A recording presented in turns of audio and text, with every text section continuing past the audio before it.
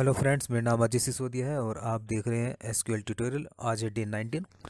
तो दोस्तों, आज हम ज्वाइन के बारे में सीखेंगे, यानी कि एक बेसिक देखेंगे इस वीडियो में कि हमारी दो टेबल जो है किस तरह से ज्वाइन होंगी। ठीक है। और कार्टेशियन प्रोडक्ट के बारे में आपने पढ़ा होगा पहले, वो भी आपको ध्यान आना चाहिए। ठीक है। और क्रॉस प्रोडक्ट कैसे होगा दो टेबल का, वो हम देखेंगे। तो हमारे पास अगर बहुत सारे डेटा होता है तो हमें एक दो से ज़्यादा टेबल्स हमें बनानी पड़ती है। तो उन टेबल को हम ज्वाइन कैसे करेंगे हम वो देखेंगे। ठीक है। ऐसे नहीं कि हर टेबल हम ज्वाइन कर सकते हैं। आरडीबीएस में आप वही कुछ रूल्स होते हैं, मतलब जिस टेबल का डेटा आपने दूसरी टेबल में रखा वही ज्वाइन करेंगे। और पहली टेबल में एक प्राइमरी की होनी चाहिए और दूसरी में एक फॉरेन की होनी चाहिए। ठीक है। और सेम इस तरह से हमारा जो टेबल है दो ज्वाइन हो जाएंगी। ठीक है। तो जो रिलेटेड डेटा होता है उसी में आप ज्वाइन लाएंगे। ठीक है। ऐसे नहीं कि किसी भी टेबल को हम ज्वाइन कर सकते हैं। तो यहाँ पर हम एग्जांपल देखेंगे अभी हम किस तरह से क्रॉस प्रोडक्ट लेंगे। ठीक है। तो ये चीज़ समझ में आ जाएगी, तो बिल्कुल समझ में आ जाएगा। तो डेफिनेशन मैंने यहाँ लिख दिया। और डिफरेंट टाइप्स ऑफ जो एसक्यूएल ज्वाइन से वो हम बाद में देखने वाले हैं। तो यहाँ अगर देखें आप, हम सिर्फ यहाँ पर क्रॉस ज्वाइन के बारे में देखेंगे। ठीक है। तो a cross join is a type of join, ठीक है, that returns the Cartesian product of rose from the tables in the join. ठीक है। तो यहाँ पर क्या होता है, कार्टेशियन प्रोडक्ट आपने देखा होगा, उसी तरह से हम यहाँ पर देखेंगे दोनों टेबल को। तो नीचे देखेंगे एग्जाम्पल लिखा है, select star from products comma orders. तो बस इतना सा आपको ये समझना है, उसके बाद सारे ज्वाइन आपको समझ में आ जाएंगे। तो जब हम क्रॉस प्रोडक्ट निकालते हैं दो टेबल के बीच, तो ये आपको याद रखना होगा। सेलेक्ट स्टार फ्रॉम, और पहले फर्स्ट टेबल का नाम, फिर जैसे ही कॉमा लगाएंगे आप उसके बाद दूसरी टेबल का नाम लिखेंगे। तो फिर आप देखेंगे यहाँ पर हमारा क्रॉस प्रोडक्ट यहाँ पर हो चुका है। ठीक है। जिसको हम आप समझ सकते हैं कार्टेशियन प्रोडक्ट, जिसको आप कह सकते हैं उस तरह से। मान लीजिए मैंने यहाँ पर लिखा है सेलेक्ट स्टार फ्रॉम प्रोडक्ट्स। तो मेरे पास एक प्रोडक्ट्स की टेबल है, ये आप देख लीजिए, यहाँ पर 10 रोज है यहाँ पर। ठीक है। इसके बाद है मेरे पास ऑर्डर्स की टेबल। तो ये दोनों, इन दोनों को हम ज्वाइन कर सकते हैं क्योंकि जो ये प्रोडक्ट टेबल है उसी का डेटा यहाँ पर ऑर्डर्स में है। ठीक है। तो जो ऑर्डर्स है किस और उसमें प्राइमरी की है। ठीक है, प्रोडक्ट्स टेबल में। और यहाँ पर एक फॉरेन की पीआईडी, जैसे 1 2, यानी कि आप पहली टेबल से ऊपर वाले से देखेंगे प्रोडक्ट्स, तो वहाँ पर जो आईडी 1 और 2 है, ठीक है ना, वो प्रोडक्ट ही हमारे सेल हुआ है, यानी उन्हीं की सिर्फ ऑर्डर लगा है यहाँ पर। ठीक है। तो इन टेबल को तो ज्वाइन हम करेंगे क्योंकि ये रिलेटेड डेटा। अब ऐसे नहीं कि कोई भी टेबल कहीं भी हमने ज्वाइन कर दी, ऐसा ठीक है, तो ऐसा तो नहीं है आर डी बी एस में। तो मतलब रिलेशनल डेटाबेस का मतलब क्या है, जो रिलेटेड होंगे आपस में डेटा। तो जैसे मैंने यहाँ पर ले लिया सेलेक्ट स्टार फ्रॉम।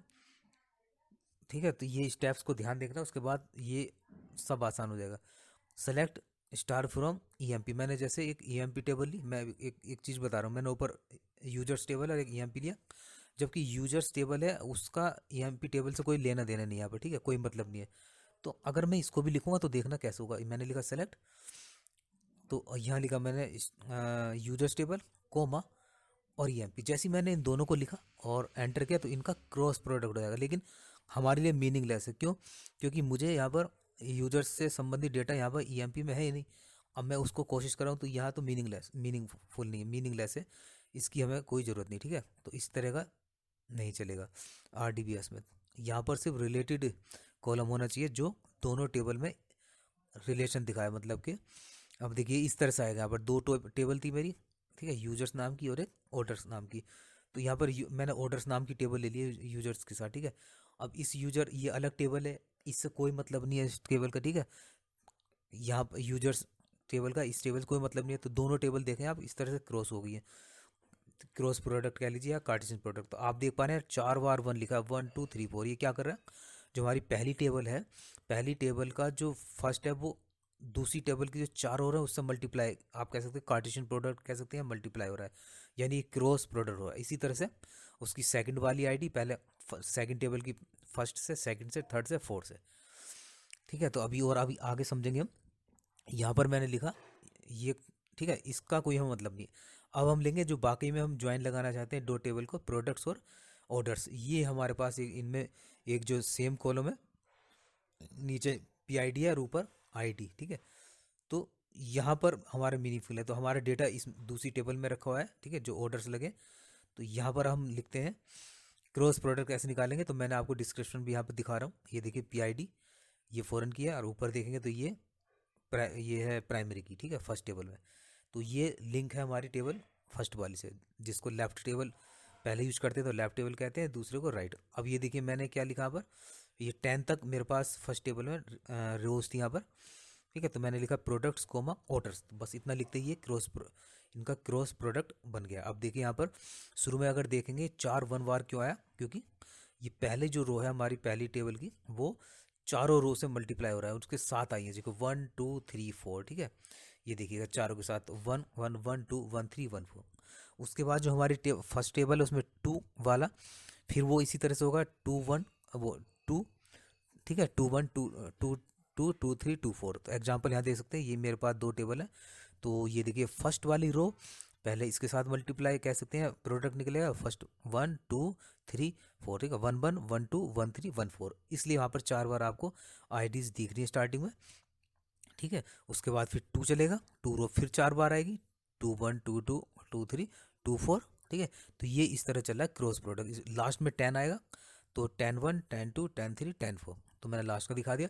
तो इस तरह से दोस्तों यहाँ पर क्रॉस प्रोडक्ट जो हम कह रहे हैं, या कार्टेशियन प्रोडक्ट, वो इस तरह से टेबल के साथ ये हमारी एक टेबल हमारी है बनती है, ठीक है, पूरा। तो आप देख पा रहे हैं 1 2 3 4 जितनी भी पहली टेबल की एक एक रो होगी, वो दूसरी टेबल की जो चारों हमारी रो है उसके साथ मल्टीप्लाई हो रहा होगा। तो कुल कितनी होगी टोटल, दोनों टेबल की रो को काउंट कर लीजिए, उसको मल्टीप्लाई करा लीजिए। जैसे फर्स्ट वाली टेबल हमारे 10 है और दूसरी वाली टेबल हमारे 4 रोज है, तो 10 4 जा 40, यानी कि टोटल मिला के हमारी 40 रोज होनी चाहिए, ठीक है। तो इस तरह से ये हमारा क्रॉस प्रोडक्ट बन जाता है। पहले ये आता है, उसके बाद कंडीशन लगती है। ज्वाइन क्या होता है दोस्तों, ज्वाइन होता है क्रॉस प्रोडक्ट और प्लस सम कंडीशन, जैसे सब, ठीक है। तो ये हमारा कंप्लीट हो गया। सबसे नीचे की लाइन देखो क्या लिखा मैंने, ज्वाइन क्या लिखा है, cross product multi plus some condition. तो देखिए अब सेकंड वाला मैं आपको दिखाना चाहता हूँ। मान लीजिए मैंने यहाँ वेयर क्लोज लगाई, ठीक है। मैं चाहता हूँ कि यहाँ पर ये जो क्रॉस इतनी बड़ी टेबल का मुझे क्या करना है, ठीक है, मुझे इसमें से एक कंडीशन लगाकर मुझे कोई वो डेटा निकालना है जो मुझे चाहिए। तो मुझे चाहिए जहाँ पर पहली टेबल की जो PID यानी कि ID है, वो ऑर्डर टेबल की PID के जहाँ बराबर होगी, दोनों मिल जाएंगी, सिर्फ मुझे वो डेटा चाहिए, जैसे ये 1 2 1 1, ठीक है। बाकी मुझे कुछ नहीं चाहिए। तो वहाँ अगर आप मैचिंग ID अगर देंगे, मैचिंग एट्रीब्यूट, तो यहाँ कुछ गलत यहाँ टाइप हो रहा है, सही कर लेते हैं। तो सिर्फ वही डेटा आएगा जो हमें चाहिए, रिक्वायरमेंट, ठीक है। तो ज्वाइन का मतलब होता है क्रॉस प्रोडक्ट, यानी कि टेबल का क्रॉस प्रोडक्ट निकला पहले, उसके बाद कंडीशन आप लेंगे तो सम कंडीशन, ठीक है। तो यहाँ मैं लिख देता हूँ, यहाँ थोड़ा सा कॉमा लग गया, मैं हटा देता हूँ। तो ये चीज़ आप याद रखेंगे तो नेक्स्ट वीडियो से आपको सब कुछ समझ में आ जाएगा। ये हटा देता हूँ, मैं लिख देता हूँ इसको एलियास ले लेता हूँ मैं यहाँ पर, और यहाँ पर, ठीक है, वेयर कंडीशन आ गई। उसके बाद मैंने देखिए ये आ गया। अब देखिए कहाँ वो इतनी बड़ी हमारे पास टेबल वो वहाँ पर शो हो रही थी क्रॉस प्रोडक्ट, तो मुझे इतना डेटा थोड़ा ना चाहिए था, तो मैंने उसको कंडीशन दे दी, उसने मुझे वो डेटा ला के दे दिया जो दोनों एट्रीब्यूट्स यानी कि दोनों कॉलम की ID मैच हो रही होंगी। जैसे आप देख सकते हैं 1 वाली 2 वाली, सिर्फ इन्हीं दो ID अगर देखें तो यही प्रोडक्ट हमारे सेल हो रहे हैं, ठीक है, इन्हीं ID पर। तो वो मैच कर जाएगी फॉरेन की वाली जो रो आप देख रहे हैं सेकंड कॉलम में, तो वही डेटा वो लेकर आइए। तो यहाँ मैंने आपको मकसद था क्रॉस प्रोडक्ट दिखाना। तो किस तरह से हम क्रॉस प्रोडक्ट यहाँ पर देखेंगे, तो ये चीज़ हर टेबल में जब आप ज्वाइन करेंगे वहाँ पर, चाहे इनर ज्वाइन हो चाहे लेफ्ट राइट जो भी ज्वाइन हो, वो वहाँ पर आपको क्रॉस प्रोडक्ट आपके समझ में आ गए, तो वो सारे आसानी से समझ में आ जाएंगे। तो दोस्तों अगर वीडियो अच्छा लगेगा तो लाइक शेयर सब्सक्राइब जरूर करें। तो मैं यहाँ आपको बता देता हूँ, अगर आप क्रॉस ज्वाइन अगर लिखेंगे तो कैसे लिखेंगे, सिर्फ कोमा यहाँ से हटाना है, ठीक, कोमा हटाने के बाद सिर्फ आपको क्रॉस प्रोडक्ट लिखना है और बाकी एज इट इज़ ही रहने देना है। तो ये भी वही काम करेगा जो भी आपके यहाँ पर SQL सिंटैक्स ने किया था। देखिए बस आपको कीवर्ड लिखना है क्रॉस ज्वाइन, कोमा हटाकर। मैंने यहाँ टाइप कॉपी पेस्ट कर लेता हूँ और एंटर करता हूँ, तो बिल्कुल वही रिजल्ट आप देख रहे हैं। तो नेक्स्ट वीडियो से यही चलेगा सब, ठीक है। तो मैंने वहाँ से सिर्फ कोमा हटाया और यहाँ पर मैंने लिख दिया क्रॉस प्रोडक्ट। जैसे मैंने क्रॉस प्रोडक्ट लिखा वो वही काम कर रहा है जो पहले हम समझ रहे थे, ठीक है, उसी तरह से। तो ये रहा हमारा क्रॉस प्रोडक्ट, समझ लीजिए, या फिर आप कार्टेशियन प्रोडक्ट। तो अब मैं यहाँ पर कंडीशन लगा के दिखा देता हूँ आगे। ठीक है, तो यहाँ पर आप कंडीशन लगाओगे तो यहाँ वेयर क्लोज का यूज नहीं होगा। ज्वाइन अगर आप कीवर्ड यूज करें यहाँ पर आएगा ऑन, ऑन के बाद आएगा जो आईडी आप इक्वल करा रहे हैं। ठीक है, तो दोस्तों वीडियो अच्छा लगेगा तो लाइक शेयर सब्सक्राइब जरूर करें, और नेक्स्ट वीडियो से मैं यहाँ दिखाऊंगा आपको इनर ज्वाइन के बारे में, और हो सकता है एक ही वीडियो में मैं 3-4 ज्वाइन दिखा दूँ। ठीक है, तो ये था हमारा क्रॉस प्रोडक्ट, और इतना कीमती समय जो आपने निकाला उसके लिए बहुत बहुत धन्यवाद। बस ये कंडीशन लगानी है आपको, ऑन यूज करना है। ठीक है, इस पर सिंपल ये था क्रॉस प्रोडक्ट, यही मकसद था दोस्तों कि अब थोड़ा सा समझ में आ जाए क्रॉस प्रोडक्ट हम कैसे लेते हैं टेबल का, किस तरह से रो वाइज हमारा डेटा। ठीक है, दूसरी जो आपके कॉलम से वहाँ मल्टीप्लायर हुआ, रो की रो मान लीजिए रो के सामने दूसरी टेबल की रो वहाँ पर आपको आ रही है, लेकिन क्रॉस प्रोडक्ट का मतलब था पहली जो टेबल है उसकी